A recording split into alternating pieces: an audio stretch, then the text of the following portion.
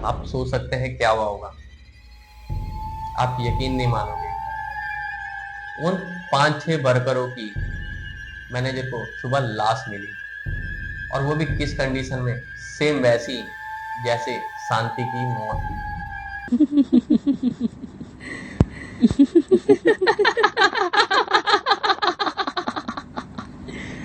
Kenapa tak tidur lagi, ha?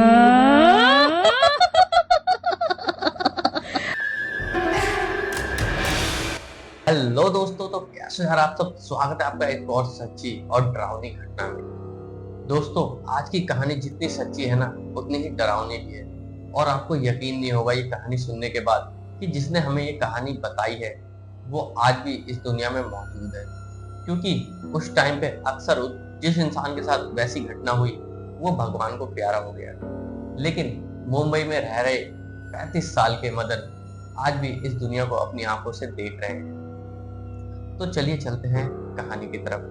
दोस्तों, कहानी है लगभग 2002 और 3 की, जब मदन की उम्र लगभग 14 साल की थी। वो अपने स्कूल में पढ़ाई किया करते थे, लेकिन वो काफी शरारती थे उस टाइम पे। उन्होंने बताया कि मैं बहुत ही ज्यादा शरारत किया करता था स्कूल टाइम पे। अब उन्होंने 10वीं की परीक्षा पास कर ली, और आपको पता ही है जो छोटे मोटे गांव होते हैं वहाँ पे स्कूल अधिकतर 8वीं से 10वीं तक ही होते हैं। अगर आपको 11वीं और 12वीं की पढ़ाई करनी है तो आपको घर से थोड़ा दूर जाना पड़ेगा। अब मदन को अपनी 11वीं की कक्षा कंप्लीट करने के लिए उनके घर से लगभग 5 किलोमीटर दूर बने एक स्कूल में जाना था। उन्होंने वहां एडमिशन ले लिया।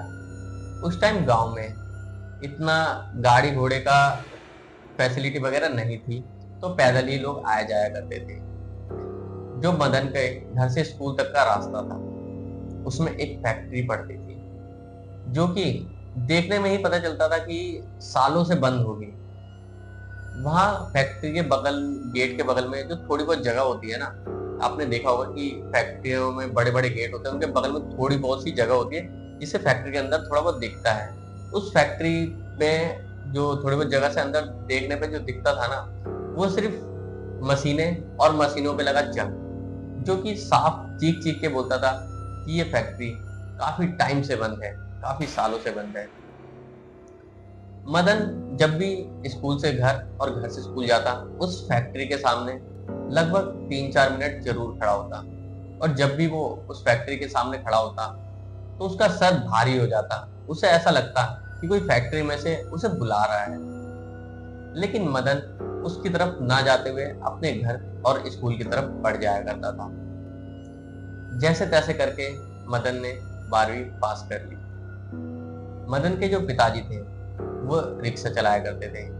आजकल जो बैटरी वाले रिक्शे होते हैं, उस टाइम पे पैडल वाले रिक्शा हुआ करते थे जो साइकिल की तरह चलते थे, जिसमें कि काफी मेहनत लगती थी। मदन के पापा रिक्शा चला के ही अपने परिवार का पालन पोषण करते थे। लेकिन अब उनका शरीर जवाब देने लगा था, साथ ही उनको अस्थमा की बीमारी भी थी। अगर उनको एक बार खांसी आ जाए रिक्शा चलाते चलाते, तो उन्हें फिर घर लौटना पड़ता था और पूरे दिन आराम करना पड़ता था। जब मदन ने 12वीं पास की, तब तक उसके पिता शारीरिक रूप से बिल्कुल बैठ चुके थे।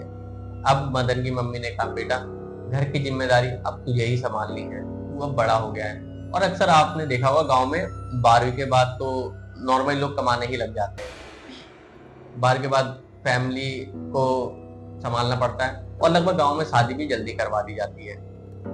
हालांकि मदन की शादी की बात तो ऐसी नहीं चलती, लेकिन जिम्मेवारियां उसके सर पे आ चुकी थी।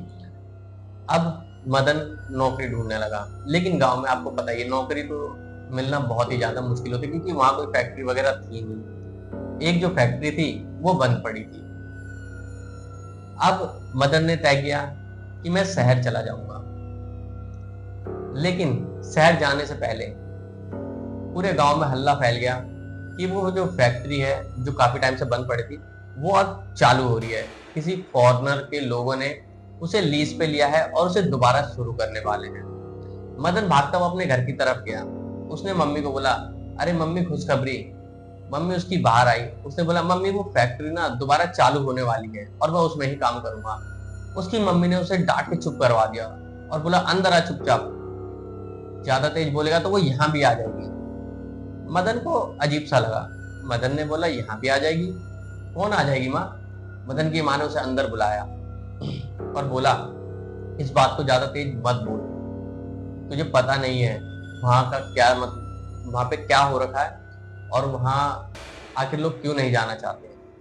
अब मदन को ना इंटरेस्ट आने लगा कि आखिर क्या है उस फैक्ट्री में कि लोग उसके नाम से डरते हैं, वहां जा नहीं रहे, जबकि इतनी बड़ी कंपनी है वो, जो कि पूरे गांव का रोजगार का मुद्दा खत्म कर सकती है।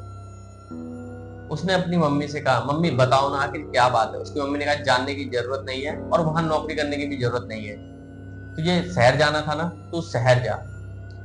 लेकिन मदन जिद पे अड़ गया। जिद्दी तो वो था ही, शरारती था ही वो। अब उसने बोला नहीं मम्मी, जब तक तुम मुझे नहीं बताओगी मैं कहीं नहीं जाऊंगा और मैं वहीं काम करूंगा, तो तुम्हें मुझे बताना ही पड़ेगा। मदन की मम्मी मजबूर हो गई। उसने कहा चल बैठ, मैं बताती हूँ वहां क्या हुआ।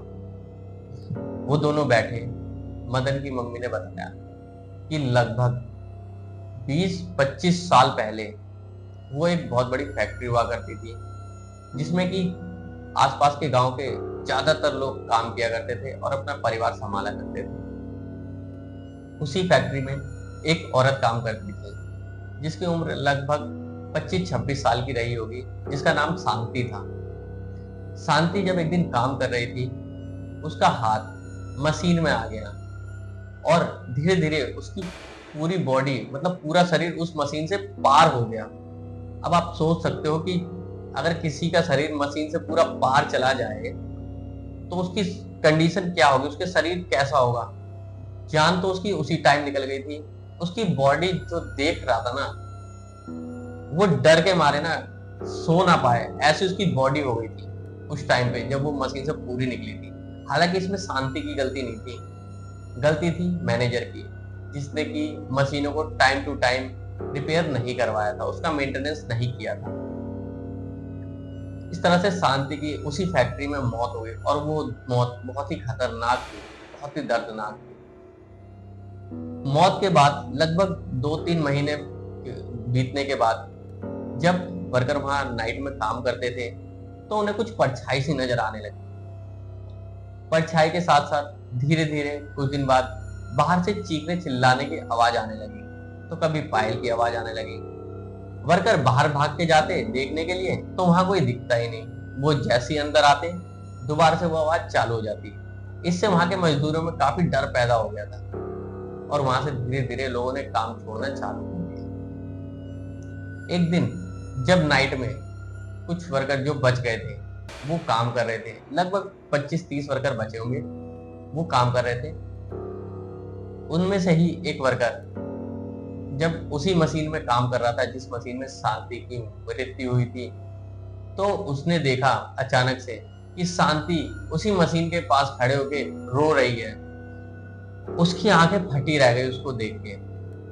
वो घबरा गया, वो वहां से भागा सीधा अपने घर की तरफ, लेकिन वो रात में घर नहीं पहुंचा। अब जब सुबह मजदूरों की छुट्टी हुई और मजदूर अपने घर की तरफ जा रहे थे, उन्होंने देखा कि जो रात को वहां से भागा था उसकी लाश एक पेड़ पे टंगी हुई है।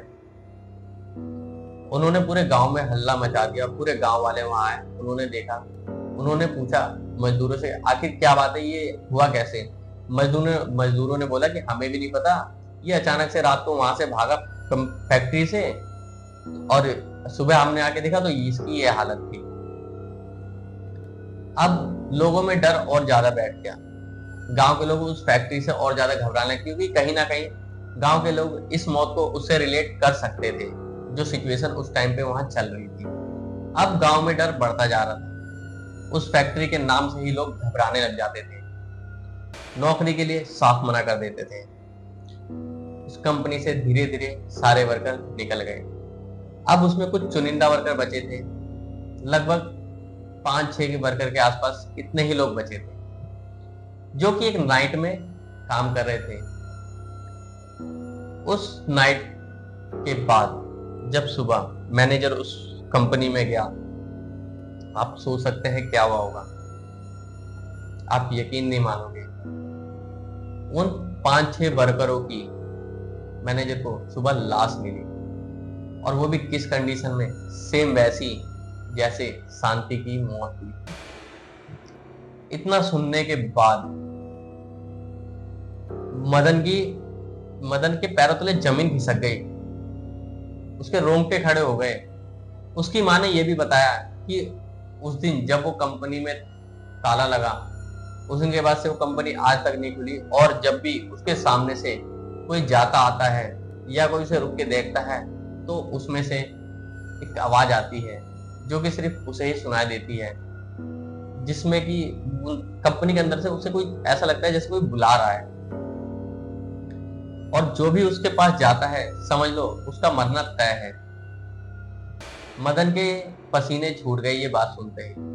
उसने मम्मी को कहा, मम्मी एक बात बताऊं? मम्मी ने बोला बता।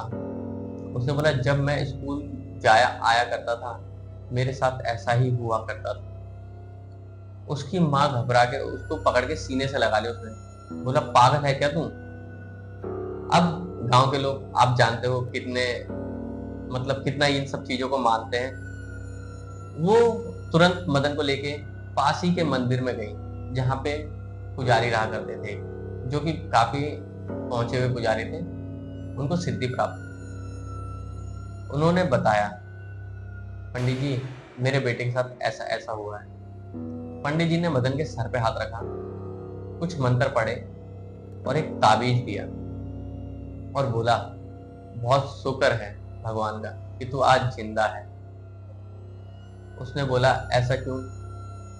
तो पंडित जी ने बताया कि आज तू अपनी किस्मत से नहीं अपनी मम्मी के कर्मों से जिंदा है, क्योंकि तेरी मम्मी ने जो पितर है तुम्हारे उनकी बहुत सेवा करी है, जिससे वो काफी खुश है, और उन्होंने ही तुझे उस फैक्ट्री से दूर रखा और शांति की आत्मा से बचाया है, वरना तू आज जीवित नहीं होता।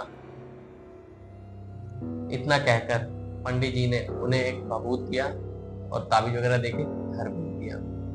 घर आने के बाद उसकी मम्मी ने उसे एक दिन भी और गांव में नहीं रुकने दिया, सीधा शहर भेज दिया। और एक वो दिन है और आज का दिन है कि मदन मुंबई शहर में आराम से अपना कमा खा रहे हैं और खुश हैं। तो दोस्तों कैसी लगी मदन की कहानी? और अगर आपके पास भी ऐसी कोई सच्ची घटना है तो यार हमें शेयर करें। मैं अपने इंस्टाग्राम का लिंक डिस्क्रिप्शन बॉक्स में दे दूंगा। आप अपनी कहानी हमें सुनाएं, हम दुनिया को सुनाएंगे। तब तक के लिए आप वीडियो को लाइक करें, चैनल को सब्सक्राइब करें। चलिए मिलते हैं फिर अगली वीडियो में। तब तक के लिए नमस्कार, धन्यवाद।